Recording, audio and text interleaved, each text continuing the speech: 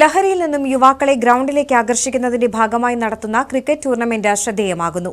Meppadi morning fitness കൂട്ടായ്മയുടെ നേതൃത്വത്തിലാണ് tournament നടക്കുന്നത്. 2 മാസക്കാലം നീണ്ടുനിൽക്കുന്ന ടൂർണമെന്റിൽ 13 ടീമുകളാണ് പങ്കെടുക്കുന്നത്. മോർണിംഗ് ഫിറ്റ്നസ് കൂട്ടായ്മയുടെ MFT ക്രിക്കറ്റ് ടൂർണമെന്റിന്റെ 3ാമത് സീസണാണ് ഇപ്പോൾ പുരോഗമിക്കുന്നത്. താഴെ നെല്ലിമുണ്ട സ്റ്റേഡിയത്തിലാണ് മത്സരങ്ങൾ നടക്കുന്നത്. ഡിസംബർ 10 ആരംഭിച്ച ടൂർണമെന്റ് ഫെബ്രുവരി 18 സമാപിക്കും.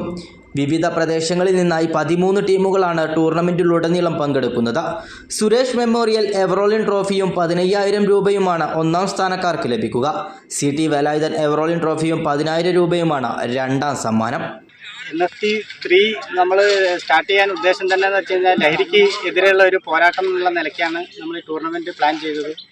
മുന്നോട്ട് പോയിക്കൊണ്ടിരിക്കുന്നത്. അതിന് ടീമുകളെ ഭാഗത്തു നിന്നുള്ള നല്ല സപ്പോർട്ടുണ്ട്. അതേപോലെ സ്പോൺസർമാർ എല്ലാവരും നല്ല രീതിയിൽ സഹായിക്കുന്നുണ്ട്. യുവാക്കളെ ലഹരിയിൽ നിന്നും കൂടുതലായിട്ട് അകറ്റി ഗ്രൗണ്ടിലേക്ക് എത്തിക്കാനുള്ള ലക്ഷ്യമാണ് MFT കാര്യമായിട്ട് എയിം ചെയ്യുന്നത്. ടൂർണമെന്റിന് മികച്ച പിന്തുണയാണ് ലഭിക്കുന്നത്.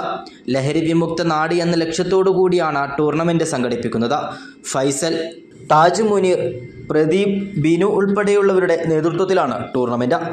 ഡിസംബർ 18 സമാപിക്കുന്ന ടൂർണമെന്റ് ഫൈനൽ വൻ ജനപങ്കാളിത്തത്തോടെ തന്നെ നടത്താനാകുമെന്ന പ്രതീക്ഷയിലാണ് സംഘാടകരും. News bureau, Meppadi.